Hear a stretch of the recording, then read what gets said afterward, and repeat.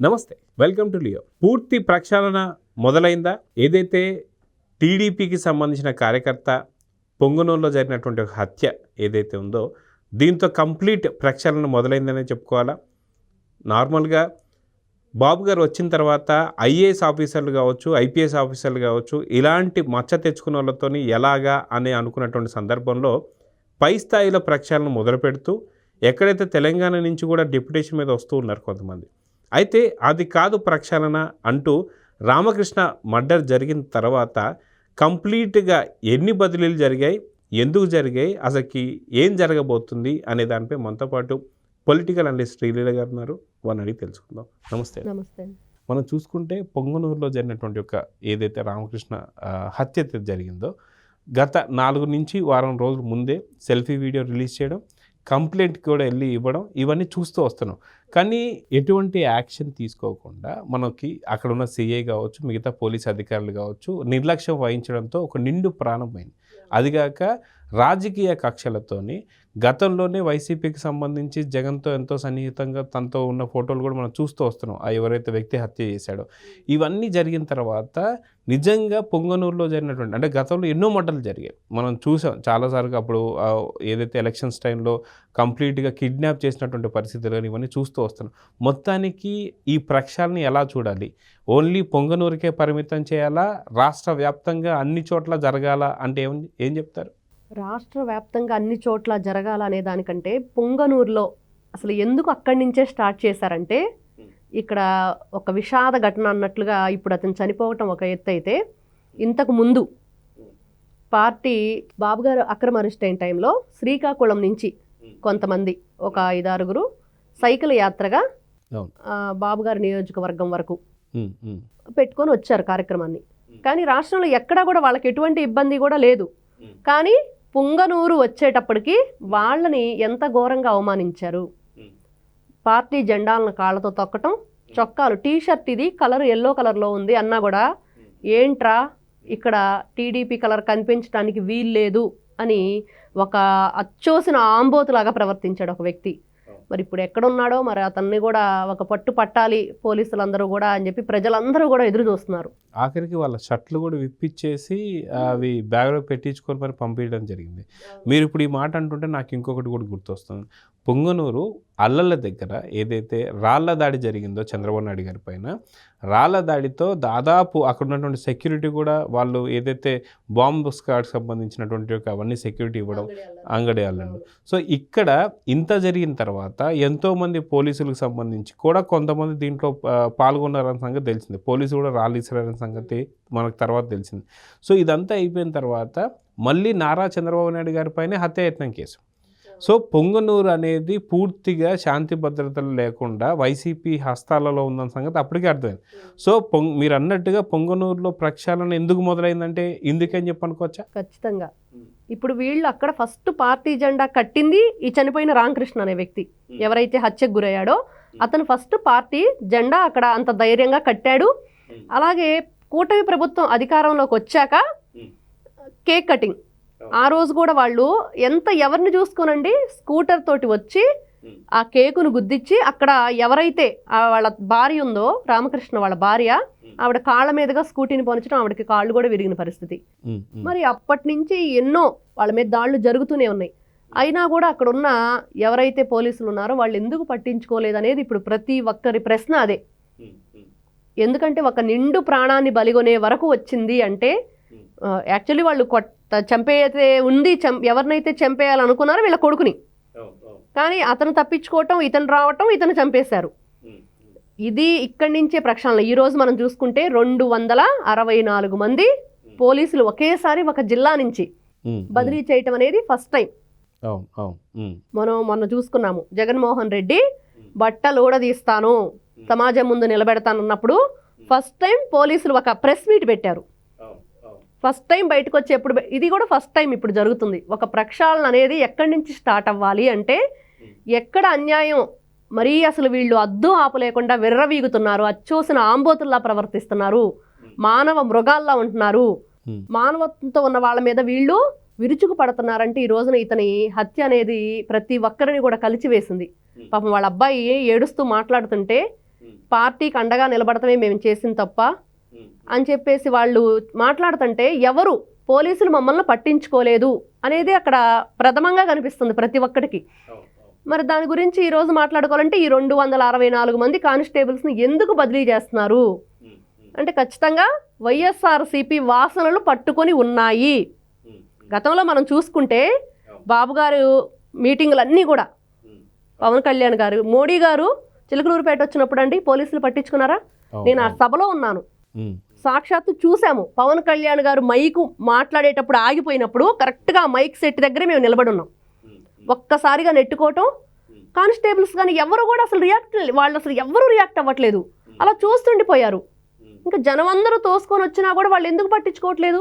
ఇన్ని వేల మంది పోలీసులను అక్కడ నియమించింది. ఇప్పుడు ఏదన్నా ఇట్లాంటివి జరిగినప్పుడు విఐపి గ్యాలరీ, మేము ఉంది కూడా విఐపి గ్యాలరీలో, మరి అట్లాంటి పరిస్థితిలో వాళ్ళు ఎందుకు చేతులు వదిలేశారు? మాతో పాటు భాష్యం ప్రవీణ్ గారు ఉన్నారు, నారా లోకేష్ గారు ఉన్నారు, ఇంకా కొంతమంది అందరం అక్కడ ఉన్నాము. అయినా కూడా ఆ గ్యాలరీలోకి ఒక్కసారిగా జనం నెట్టుకొని రావటం, పోలీసులు అందరూ కూడా అలా చూస్తూ ఉండిపోయింది. దీని గురించి కూడా మోడీ గారు చాలా ఫైర్ అయ్యారు. మరి అప్పటి నుంచి ఇప్పటి వరకు ఈ రోజున కూటమి ప్రభుత్వం అత్యధిక మెజార్టీతో అధికారంలోకి వచ్చాక కూడా వైసీపీ వాసనలు పోవట్లేదు. అసలు కళ్ళారా చూసిన తర్వాత లిటరల్లీ అసలు భాష్యం ప్రవీణ్ గారికి సంబంధించిన వాళ్ళ మనుషులు సెక్యూరిటీ అక్కడ లేకపోతే మేమందరం కూడా ఆ తొక్కిసలాట్లో పడిపోయేవాళ్ళం. నిజంగా చాలా భయంకరమైన పరిస్థితి. ఇంకా అతనితో పాటు మమ్మల్ని కూడా అక్కడ ఏదైతే బ్యారికేడ్లు కట్టేశారో దాని మీద నుంచి వాళ్ళంతా హెల్ప్ చేసి అవతల వైపుకు వేరే గ్యాలరీలోకి సేఫ్గా పంపించారు. ఎక్కడ పోలీసులు అలా వదిలేసి పక్కకి వెళ్ళిపోతున్నారు దూరంగా అక్కడి నుంచి. మరి ఈరోజు వీళ్ళంతా బదిలీలు జరిగినాయి అంటే ఖచ్చితంగా వైఎస్ఆర్సీపీ వీళ్ళు వాసనలతోనే ఉన్నారు కాబట్టి ఎటువంటి చర్యలు తీసుకోవట్లేదు. ముందుగా ఎవరినైనా అరెస్ట్ చేస్తుంటే వాళ్ళకి సమాచారం కూడా వెళుతుంది. ఎలా వెళుతుంది? మరి ముందస్తు బెయిల్కి ఎందుకు అప్లై చేసుకున్నారు వీళ్ళంతా కూడా? ఇవన్నీ చూస్తుంటే ప్రక్షాళన జరగాలి. కుటుంబ ప్రభుత్వం చాలా సీరియస్గా ఉంది. కార్యకర్తని, జెండా మోసే కార్యకర్తని ఈ రోజున కోల్పోతే ఎలా ఉంటుంది? కార్యకర్తకి టీడీపీ ప్రభుత్వం ఎలాంటి ప్రాధాన్యత ఇస్తుంది అంటే ఈ బదిలీలు ఖచ్చితంగా మనం చెప్పుకోవచ్చు దానికి. అయితే ఇది ఓన్లీ పొంగునూరుకి సంబంధించినటువంటి దగ్గర మనం చాలా చూసాం. విచ్చలవిడిగా పోలీసులు సపోర్ట్ చేయడం కావచ్చు, ఇవన్నీ చూస్తున్నాం కాబట్టి ఇక్కడ ప్రక్షాళన అయితే జరుగుతుంది. ఓకే, కానీ ఇదే విధంగా మిగతా అన్ని జిల్లాలలో కూడా జరగబోతుందా? జరగాల్సిన అవసరం ఉందా లేదా అంటే ఏం చెప్తారు? ఉండాలి, ఎందుకంటే జరిగి తీరాలి, అవసరం ఉంది. ఎందుకు అంటే ప్రతి ఒక్కరూ కూడా ప్రతి చోట వైఎస్ఆర్సీపీ కార్యకర్తల్లాగే పనిచేస్తున్నారు అనేది ఇప్పుడు ఆంధ్రప్రదేశ్లో ఉన్న ప్రజలందరూ అదే మాట్లాడుతున్నారు. మీరు ఏదైతే ఈ వాసనలు పట్టుకొని ఉన్నారో అవి వదిలిపెట్టండి. పూర్తిగా మీ యూనిఫామ్కి ఇప్పుడు మనం చూసాం కదండి, కాదంబరి జత్వాని ఆవిడ కేసులో ఏం జరిగింది? మరి ఇంకా వాళ్ళకి సస్పెన్షన్ వేటు పొడిగించారు. మరి అది ఎక్కడ? విజయవాడ. మరి రాష్ట్రంలో అన్ని వైపులా ఎటువైపు చూసుకున్నా కూడా ఎక్కడో చోట ఏదో ఒకటి వీళ్ళ నుంచి ఇబ్బందులు ఎదుర్కొనే వాళ్ళు బయటకు వస్తూనే ఉన్నారు. ప్రతిరోజు వింటూనే ఉన్నాం. ఇలాంటివన్నీ కూడా మళ్ళీ మళ్ళీ జరగకుండా ఉండాలి. ప్రజలకి ఖచ్చితంగా న్యాయం జరగాలి. ఇప్పుడు మనం చూసుకుంటే నిన్నగా మొన్న తిరుపతమ్మ తల్లి తిరునాళ్ళ పెదగంచి ప్రోలు మరి డైరెక్ట్గా పోలీసులు తలకాయలే పగలగొట్టిన పరిస్థితి. మరి వాళ్ళు పాపం ఎంత డ్యూటీలో ఉండి డే అండ్ నైట్ కష్టపడి నిద్రపోకుండా అక్కడ సెక్యూరిటీ ఇచ్చిన పోలీసుల మీదే దాడి చేసింది వైఎస్ఆర్సీపీ కార్యకర్తలు. అంటే కొంతమంది మారిన వాళ్ళనేమో వీళ్ళు సపోర్ట్ చేస్తున్నారు, మారని వాళ్ళపై దాడులు జరుపుతున్నారు. అలానే ఉంది. ఇప్పుడు వాళ్ళకి ఏదో కొంచెం అక్కడ ప్రయారిటీ ఇవ్వలేదనో ఏదో కారణంతో మద్యం మత్తులో అంటే మీరు చేసే పనులు ఎలా ఉన్నాయంటే మీ నాయకుడేమో బట్టలోడదీసి సమాజం ముందు నిలబెడతానంటాడు, ఇంకొకరేమో మీ అధికారంలో ఉన్నప్పుడు అతను ఒక పోలీస్ అధికారి అయి ఉండి గోరంట్ల మాధవ్ అతను బట్టలోడు తీసి ఫోన్లు చేసి అందరికీ చూపిస్తాడు. ఈరోజు వీళ్ళు చూస్తే ఒక నిండు ప్రాణాన్ని బలిగొనటానికి కారణమయ్యాడు. ఎందుకు? వాళ్ళు చర్యలు తీసుకుంటే ఇది ఉండేది కాదు కదా. మరి ఈ రోజున కూటమి ప్రభుత్వం తీసుకునే చర్యల్లో ప్రతి ఒక్కరికి న్యాయం జరుగుతుంది. ఈ బదిలీల వేటైతే ఒక జిల్లా, చిత్తూరు జిల్లాకే కాదు పరిమితం, రాష్ట్ర వ్యాప్తంగా కూడా జరగాలి అని ప్రతి ఒక్కరూ కోరుకుంటున్నారు. అదిగాక ఎవరైతే ఇప్పుడు 240 పైచీలకు ఏదైతే బదిలీలు ఉన్నాయో ఇవి కాకుండా నిన్ననే ఏదైతే సోమవారం రోజు ఉదయాన్నే దాదాపు 40 మందిని బదిలీలు చేశారని చెప్పి చేసిన బదిలీలు కూడా ఇంకా బదిలీలు కూడా ఉండబోతున్నాయని కూడా చెప్పారు. దీంతో ఆగడం లేదు.